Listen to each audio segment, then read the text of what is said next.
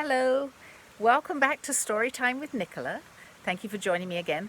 I'm going to read you today Music Over Manhattan, which was written by Mark Karlins and illustrated by Jack E. Davis. And I'm reading it to you outside. My daughter suggested I should read you a story outside.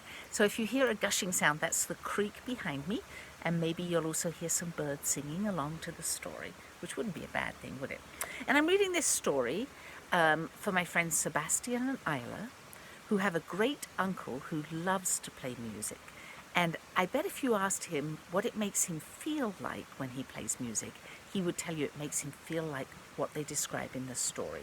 And even though this is a storybook for children, the ideas expressed in it are about what it makes you feel like to do something you really love to do, are good ideas for everybody of every age. And if you have an older brother or sister who's a teenager and isn't quite sure what they want to do with their life, maybe you could recommend they read this story with you. Music Over Manhattan. Bernie stood in the kitchen, mashing potatoes and feeling grumpy. How could he be happy? Sure, his family was having a party, but any minute now, perfect cousin Herbert would arrive. Herbert's so smart, Bernie's parents always said. Herbert's so talented. Bernie knew what they meant was, why can't you be more like Herbert? He mashed harder. Herbert and his parents made a grand entrance. Aunt Pearl was balancing a platter of pastries, and Uncle Stanley was proudly swinging a string of salamis. Can you see them around his neck?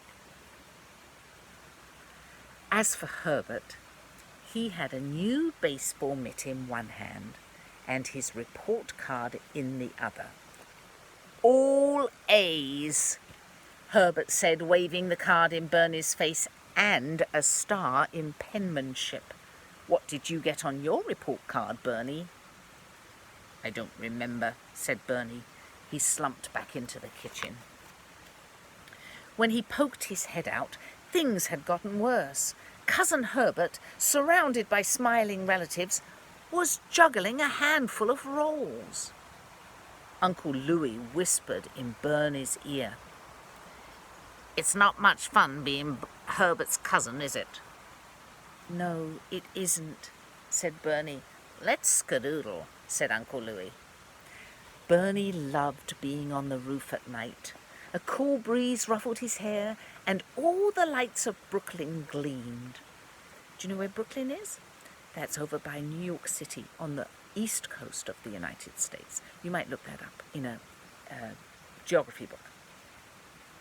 Uncle Louis, world-famous musician and master of many instruments, picked up his trumpet and began playing Moonlight Over Manhattan. Bernie was sure that it was the most beautiful song in the world. With the music playing, the stars seemed to shine brighter. The pigeons strutted and cooed. Even the laundry was dancing in time. Halfway through the song, Bernie realized that something strange was happening. Uncle Louis was floating. He hovered next to Bernie, drifted over the pigeon coop, and then, daringly, hung in the air next to the building. As the last notes finished, he floated back and sat next to Bernie. How did you do that? Bernie asked. The music did it, said Uncle Louis.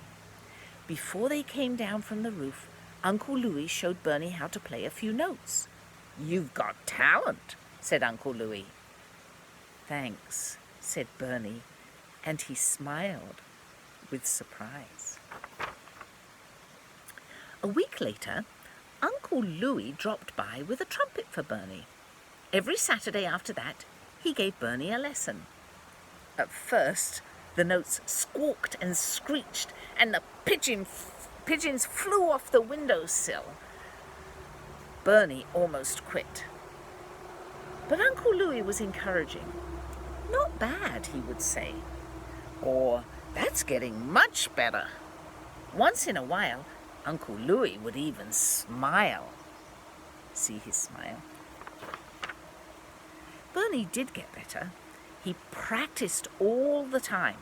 And that's the key. If you want to get good at something, you just have to practice, practice, practice. He practiced all the time. At the breakfast table, on the way to school, even in the bathtub. Sometimes he played for the relatives. Herbert was jealous. He sat on the fire escape and made faces through the window. Bernie continued to improve. In fact, he got pretty good. But floating like Uncle Louis, that was another matter. And he still couldn't quite play his favourite song, Moonlight Over Manhattan. It was the high notes in the finale that was so hard. Bernie always got nervous and then he'd bleat horribly.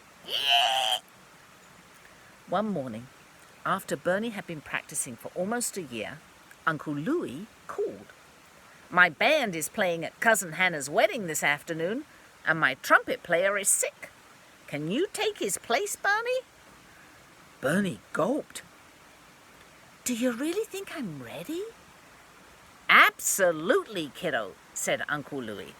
Can you see him there in the bathtub talking on the phone? That's an old-style phone, isn't it?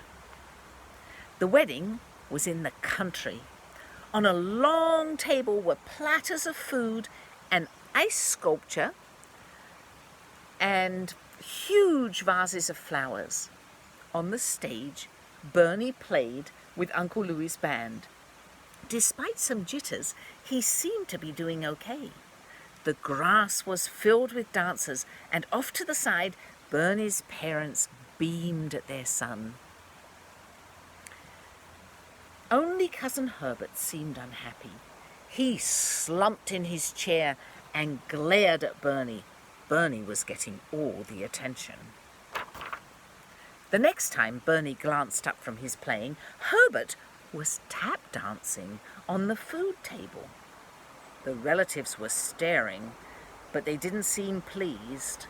Suddenly, Herbert slipped on a puddle from the ice sculpture and went sliding down the table. Oranges and bananas and pastries tumbled in all directions. The relatives stood in stunned silence.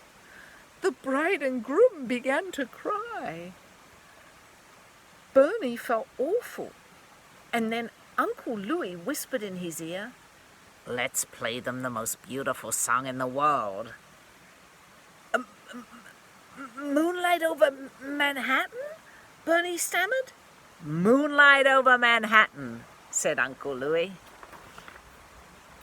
After the first few notes, the relatives looked up. Then 2 by 2, they began again to dance. It truly was the most beautiful song in the world, and the relatives weren't the only ones who noticed. In their vases, the flowers swayed happily. On the lawn where they had spilled, the oranges and bananas grew brighter like so many suns and moons.